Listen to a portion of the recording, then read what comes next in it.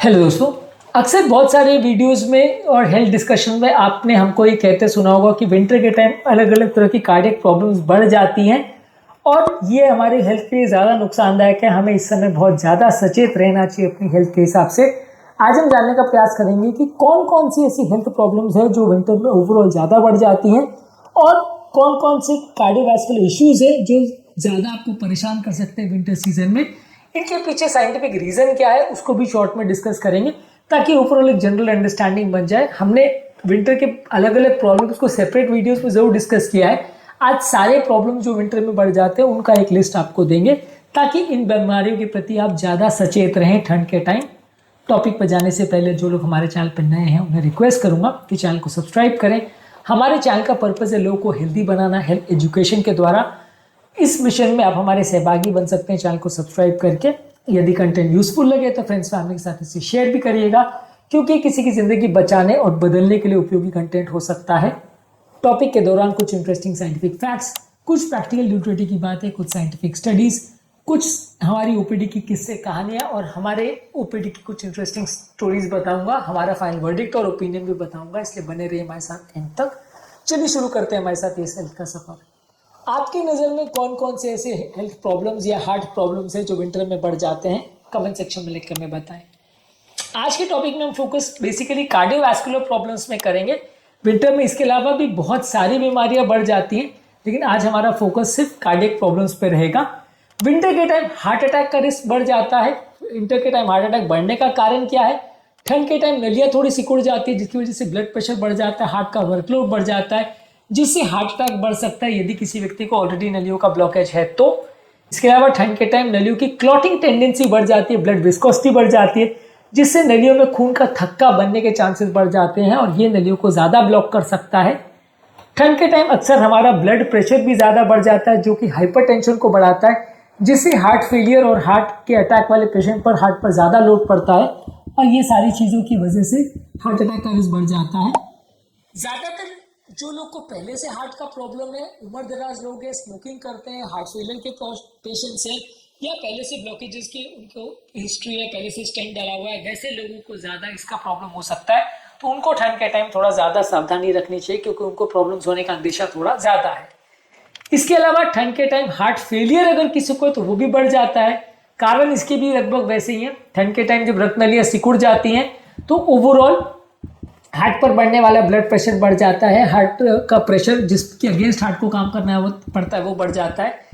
ठंड के टाइम अक्सर लोग कम एक्टिव होते हैं, एक्सरसाइज नहीं करते, इससे भी हार्ट फेलियर बिगड़ता है। और ठंड के टाइम लोग अपनी बॉडी हीट को मेंटेन नहीं कर पाते जिसकी वजह से अक्सर बॉडी में फ्लूइड रिटेंशन ज़्यादा होता है, पानी ज़्यादा भरने लगता है, इसकी वजह से भी अक्सर हार्ट फेलियर बिगड़ता है। ठंड के टाइम लोग खाने पीने में भी उतना ज़्यादा ध्यान नहीं रख पाते, ज़्यादा snack food, junk food, oily food, नमक वाला फूड खाते हैं, ये भी हार्ट अटैक और हार्ट फेलियर का रिस्क बढ़ा सकता है।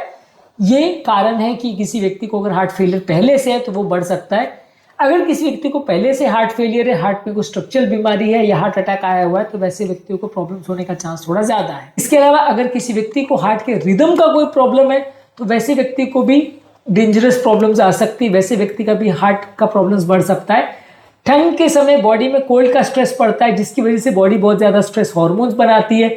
ये हार्ट की इलेक्ट्रिकल एक्टिविटी को अफेक्ट करता है, हार्ट के इलेक्ट्रिकल डिस्टर्बेंस करता है, इससे रेगुलर रिदम्स होती है और हार्ट अटैक का रिस्क बढ़ जाता है। ठंड के समय बॉडी में सिंपैथेटिक एक्टिविटी भी ज़्यादा बढ़ जाती है जिसकी वजह से हार्ट के पुराने अगर रिदम प्रॉब्लम्स हैं तो वो भी सारे बढ़ जाते हैं। तो ये स्ट्रेस हार्मोन्स या हार्ट पर पड़ने वाला लोड रिदम प्रॉब्लम्स को भी बिगाड़ सकता है। अगर किसी व्यक्ति को पहले हार्ट का रिदम का प्रॉब्लम हुआ है, हार्ट की बीमारी है, हार्ट डिजीज है, हार्ट अटैक आया है, लकवा हुआ है या एट्रियल फिब्रिलेशन है तो वैसे लोग को ज़्यादा प्रॉब्लम्स बढ़ सकता है। इसके अलावा ठंड के समय ब्लड प्रेशर अपने आप में अगर है तो वो भी बढ़ जाता है, चाहे हार्ट अटैक हो चाहे नहीं हो। लेकिन अगर किसी को सिर्फ हाइपरटेंशन का प्रॉब्लम है तो भी बढ़ जाता है क्योंकि ठंड के वजह से रक्तनलियाँ सिकुड़ जाती है, हार्ट को ज़्यादा प्रेशर में काम करना पड़ता है जिससे हाई ब्लड प्रेशर होता है। ठंड के समय आप ज़्यादा सॉल्ट रिच फूड प्रोडक्ट्स लेते हैं, स्नैक्स ज़्यादा करते हैं, इससे शरीर में पानी और नमक बढ़ जाता है, उसकी वजह से भी फ्लूइड रिटेंशन बढ़ता है। इसकी वजह से भी पहले से अगर किसी व्यक्ति को बीपी का प्रॉब्लम है तो बढ़ सकता है। उम्र दराज लोग को और पहले से अगर किसी को हाइपरटेंशन की दवाइयाँ चल रही तो ज़्यादा इसका ध्यान रखना चाहिए।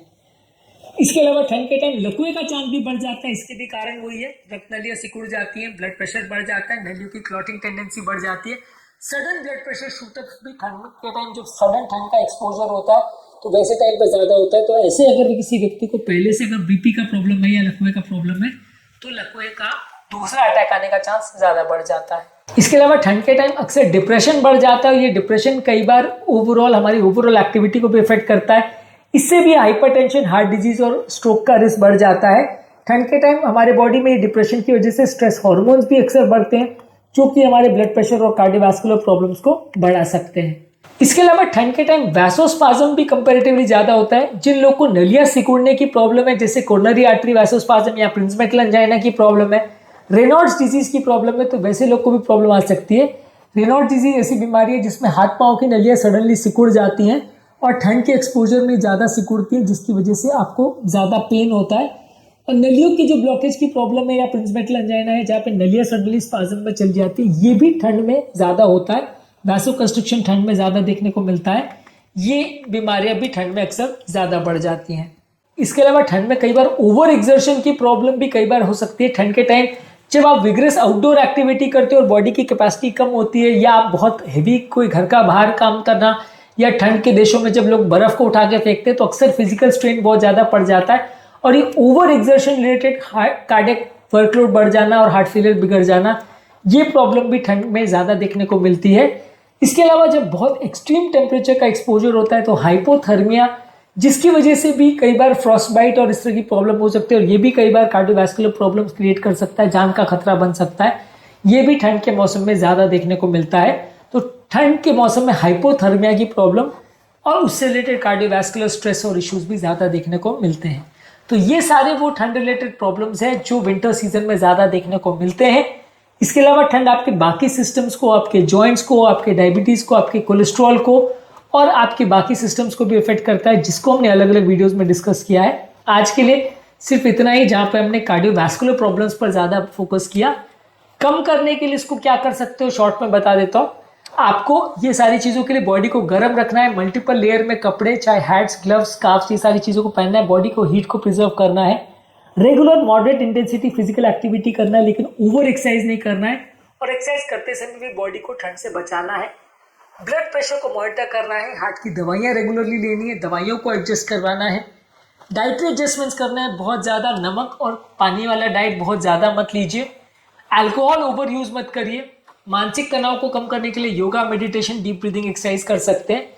ये सारी चीज़ें करके आप ठंड के टाइम अपने बॉडी को प्रोटेक्ट कर सकते हैं। और यदि मेडिसिन में कोई एडजस्टमेंट की ज़रूरत है तो डॉक्टर से मिल सकते हैं। वो आपकी मेडिसिन, खासकर कुछ साइकेट्रिक मेडिसिन और कार्डियोवास्कुलर मेडिसिन और खून पतला करने की दवाइयों को एडजस्ट कर सकते हैं, जिससे आपको ठंड के टाइम क्लॉटिंग टेंडेंसी या प्रॉब्लम्स होने का चांस थोड़ा कम हो जाए। आज के टॉपिक में हमने बात करी कि कौन कौन सी ऐसी कार्डियोवास्कुलर प्रॉब्लम्स है जो ठंड के टाइम ज़्यादा देखने को मिलती है, ये बीमारियां क्यों बढ़ती है और इसके क्या इंपॉर्टेंट प्रॉब्लम्स आ सकती हैं, ये सारी चीज़ों पर हमने बात करी। उम्मीद करूंगा कि आज के टॉपिक में कुछ नई बातें जानने को मिली होगी। यदि ये टॉपिक अच्छा लगा तो फ्रेंड्स फैमिली के साथ शेयर भी करिए, क्योंकि किसी की ज़िंदगी बचाने और बदलने के लिए उपयोगी कंटेंट हो सकता है। आपके कमेंट्स हमें जानने में मदद करते हैं कि आपको हमारा कंटेंट कैसा लग रहा है, प्लस हमारे लिए मोटिवेशन और इंस्पिरेशन का भी काम करते हैं। इसलिए वीडियोज़ को देखते रहिए, शेयर करते रहिए और हेल्थ के सफ़र में आगे बढ़ते रहिए।